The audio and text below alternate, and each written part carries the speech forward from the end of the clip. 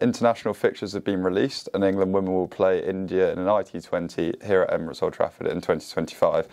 Just tell us a bit about how exciting it is to have international cricket back here. Yeah, really exciting. Look, I think women's international cricket for many years has been played in the Midlands and down south, and it's almost like leaving out, I guess, the north, isn't it? We saw that international women's cricket was at Headingley last year and it was a real success, so I'm even more excited for it obviously to be at Emirates Old Trafford, and hopefully we can go one better. But I guess for the people around Lancashire, Liverpool, those sorts of areas, you can't be what you can't see, so a huge opportunity for those young girls and boys to come in and watch some international women's cricket.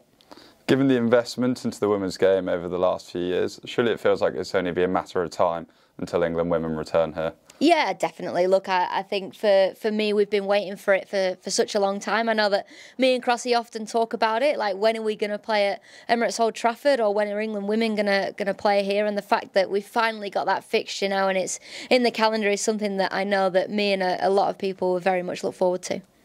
For the likes of people like Crossy, as you mentioned, and Sophie, as well as a few others, for players who have grown up here at Lancashire, surely it would be a dream for them to play here at their home ground? Yeah, look, I'm gutted. I could never do it, to be honest. Obviously played a few fixtures here, but to play international cricket here at your home ground, it's obviously such a privilege, and it adds a little bit more pressure because you almost want to do better. You want to make sure you get in the team, in the squad, and you want to perform, but ultimately a huge opportunity for you to say you've played international cricket at your home ground, which a lot of girls actually haven't had that opportunity to do over the years.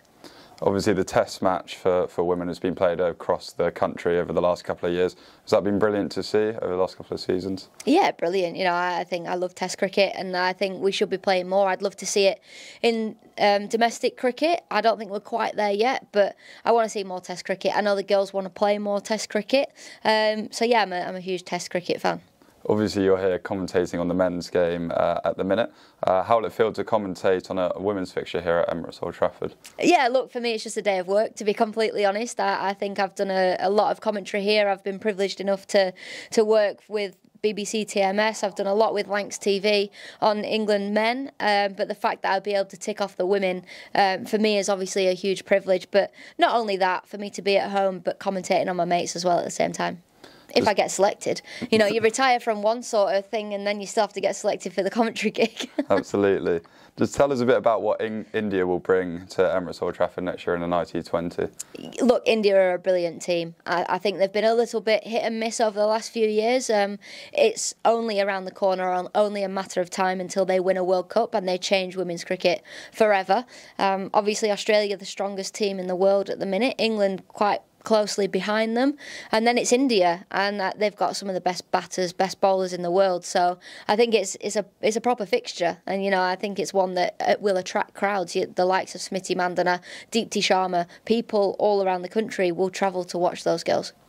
Just at a domestic level, Tier 1 starts from next year. How will that help to continue to develop the game? Yeah, look, it's brilliant. You know, I think over the last 4 or 5 years, or however long it's been that we've been called Thunder, people used to ask who I played for, and I'd always say Lancashire. So it's nice to know that when the girls say they're playing for Lancashire, that they're telling the truth again. I think it's about time that we've been married up. I think Thunder and Daniel Gidney in particular has done so well to marry the teams together, men and women. But actually now we're under the same name, we're back on the same grounds, and we're back being one team. So yeah, I'm super excited.